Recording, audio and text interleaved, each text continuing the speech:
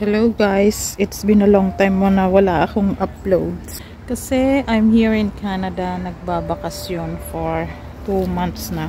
3 months na nga pala. Dito ako ngayon sa Gubat. Ayan. Ang sarap lang. Kasi ang Gubat dito mga accessible. May playground dyan sa baba. Tapos dito, pwede kang umakyat. That's why I'm here. So, ayun lang yung playground dyan. Sa baba, nakikita naman dito. Umakyat lang ako dito kasi mas malilong. So, ayan o. Kasi nandyan yung pamangkin ko. Naglalaro. Tapos may mga barbecue area dyan. So, there. Mga pine trees. Sinasamantala namin yung panahon ngayon kasi mga last days na ng dito, summer. Taglamig na naman, hindi ka na maglakwatsa sa labas kasi sobrang lamig. Super ganda dito maglakad-lakad. Ayan. Meron fern dito na tumutubo sa mainit na lugar like sa Philippines. Meron din ganyan dito pag summer.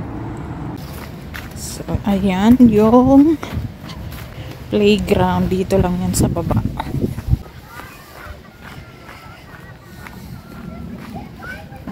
Diba? Ang ganda. Sana sa Pilipinas may mga ganito ring playground. Ayan. Ito mga musical ano to. Ayan. Ang cute niya nito. Ito rin, diba? Ewan ko anong tawag dito. Ito rin. Tapos ayun dyan, tapos merong maliit na lake doon sa dulo. Ayan o. So, dyan ako galing sa taas na yan. Kanina. Ayan o. So, ayan. Ganyan kalawak. May mga anos dito. Mga ducks. Tataba. Sa Pilipinas pa yan hinuli na at inulam na. Ayan o. Cute nila.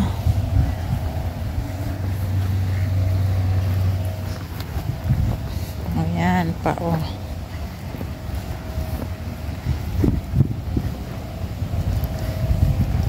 Sobrang sarap ng hangin. Ayan o. Dahil summer dito. Ayan o. Yes! Be careful.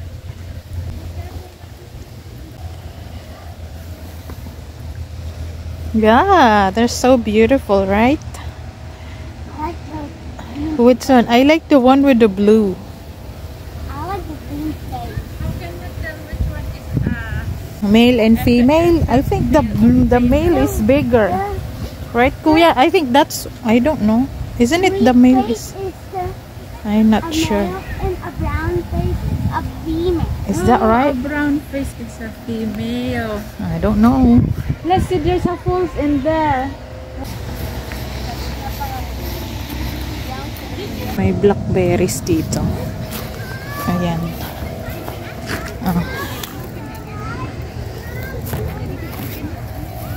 May waterfall dito maliit. Puntahan namin. Oh, yun.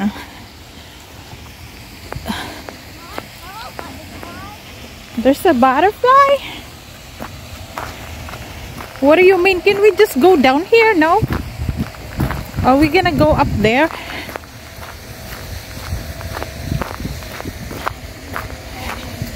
You know, super ganda ng view. Tapos may maliit ditong braids. Ayun yung waterfalls.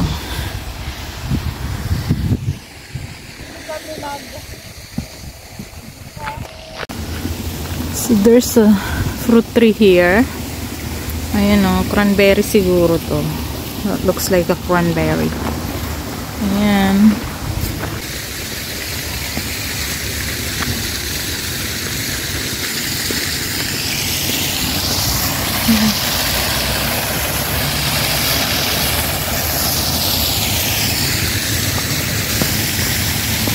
Ang ganda ng mga puno.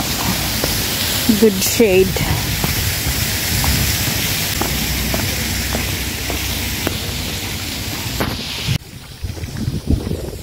Pag winter dito, diyan no, punong-puno ng snow yan. Pwede kayong mag-slid dito. Ito yata yung mga activities naman pag winter, mga tobogganing, gano'n. Or snow sled. Pero ngayong summer, ganito siya. So, yan o. Ganda. May mga ano pa dyan, water lily ba yan? Or lotus yata yun.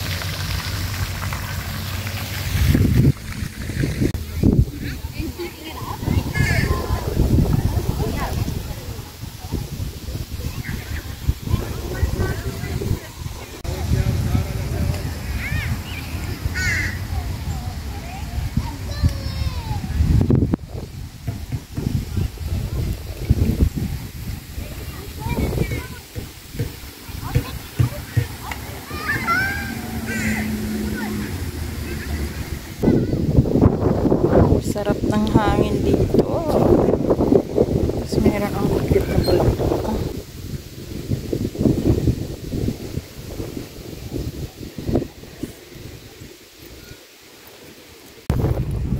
So yan, nagsisimula ng mag-red ang dahon ng maple tree. Kasi medyo malamig na.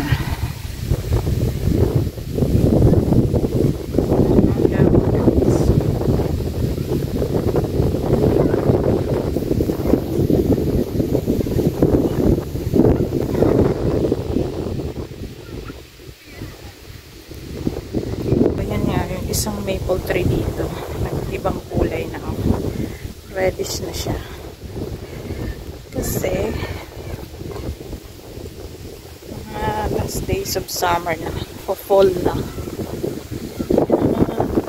Diba? Super ganda.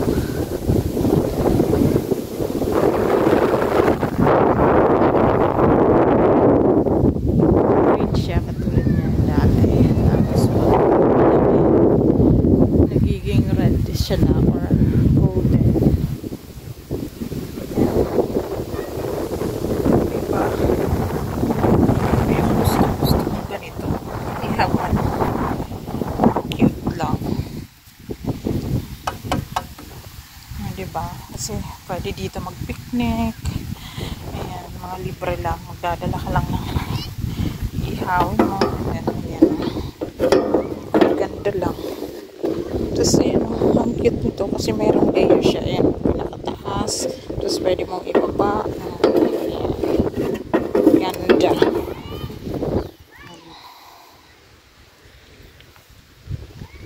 So ayan. Parang may mga spot pa ng mga brown dito. Kasi syempre gawa ng summer, super init. Pero kapag lumamig na naman, magiging very green naman yan. Katulad yan. Oh, it's very nice. Kasi no, dito sa side merong garden bed. Tapos meron dito, ito gustong gusto ko yung bulaklak na ganito. Itong bang tawag dito, Black-eyed Susan or Rudbeckia, ganito. Pero siyang sunflower na maliliit.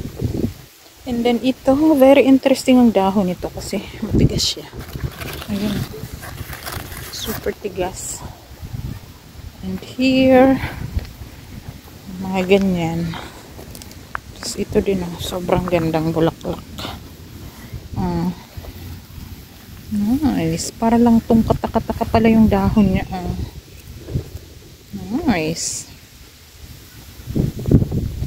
Tapos ayan. Tapos merong sunflower. Ayan o, sunflower dyan. Tapos yung purple. Hindi ko lang, ang daming bees. Oh, ang tataba ng bees dito. Oh.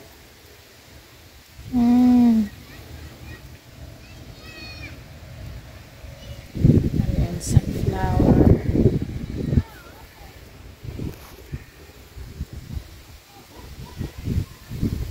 Super ganda. Ayan, tapos meron dito dandelions.